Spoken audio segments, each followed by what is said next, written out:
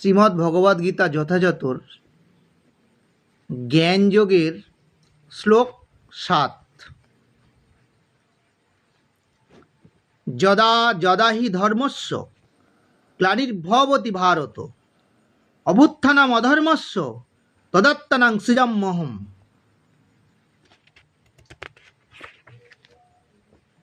তাৎপর্য: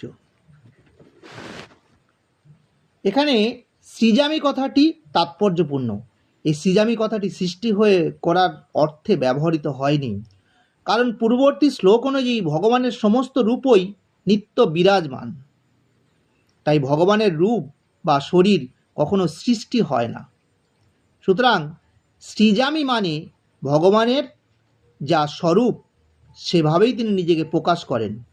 যদিও ব্রহ্মার একদিনে সপ্তম মনুর অংশ বিশিষ্ট চতুর্যুগে দাপরের শেষে ভগবান তার স্বরূপে আবির্ভূত হন, কিন্তু প্রকৃতির কোনো নিয়মকানুনের বন্ধনে তিনি আবদ্ধ নন।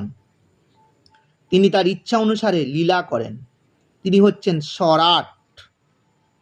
তাই যখন অধর্মের অভ্যুত্থান এবং ধর্মের গ্লানি হয় তখন ভগবান তার ইচ্ছা অনুসারে এই জড়জগতে অবতারণ করেন।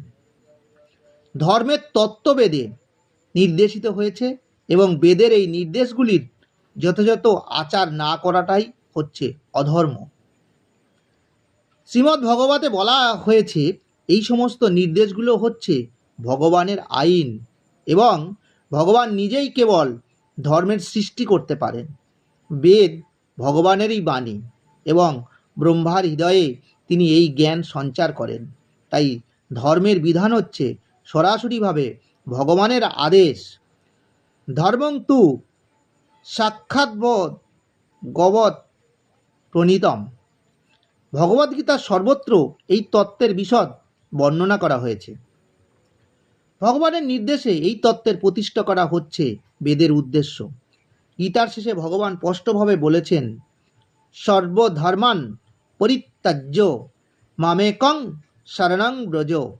সর্বধর্ম ত্যাগী লও আমার শরণ। বৈদিক নির্দেশগুলো মানুষকে ভগবানের প্রতি পূর্ণ শরণাগত হতে সাহায্য করে। যখন অসুরেরা অথবা আসরিক ভাবপন্ন মানুষেরা তাতে বাধার সৃষ্টি করে তখন ভগবান আবির্ভূত হন। শ্রীমদ্ ভগবত থেকে আমরা জানতে পারি, যখন জড়বাদে পৃথিবী ছেয়ে গিয়েছিল, যখন জড়বাদীরা বেদের নাম